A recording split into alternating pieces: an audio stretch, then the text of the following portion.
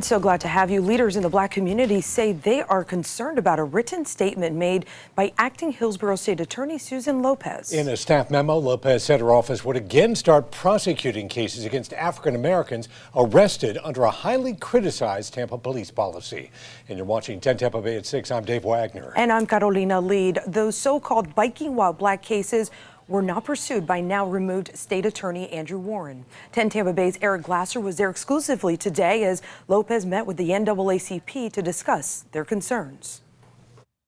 This memo that she's saying, it just don't look right. Hillsborough NAACP President Yvette Lewis says she was shocked by this memo sent by acting Hillsborough State Attorney Susan Lopez, informing staffers her office would once again prosecute cases stemming from Tampa PD's Bike and Pedestrian Stop program, better known as Biking While Black. Why would you go back to such policy that continues to institutionalize and continue to perpetuate systemic racism? A Department of Justice investigation found fault with the policing program about 6 years ago for disproportionately targeting African Americans with no demonstrative impact on crime. It takes us way back. It erases all of the conversations that we had.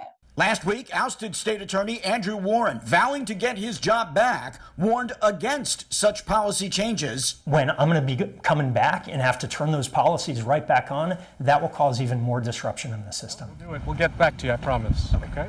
Today, 10 Tampa Bay was there exclusively as Lopez came to the Hillsborough NAACP office in Tampa for a meeting with Lewis. No comment from Lopez, but an opportunity, said the chapter president, to listen and advocate. Prepared, she said, to reach back out to the Department of Justice. I have it on speed dial.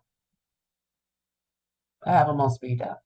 The Hillsborough NAACP says it's also concerned that Mary O'Connor, who oversaw the same controversial program years ago, is now Tampa's police chief. 10 Tampa Bay has learned that today's meeting was actually brokered by former Tampa Police Chief Brian Dugan, who was part of a series of meetings between the Black community and TPD in the wake of Black Lives Matter demonstrations 2 summers ago.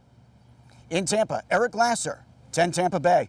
Lopez's office told us they would get back to us with a comment regarding the change in policy and today's meeting. The NAACP says Lopez assured them arrests would be handled on a case-by-case basis. They offered to meet again in about 6 weeks to discuss any issues or concerns that might come up.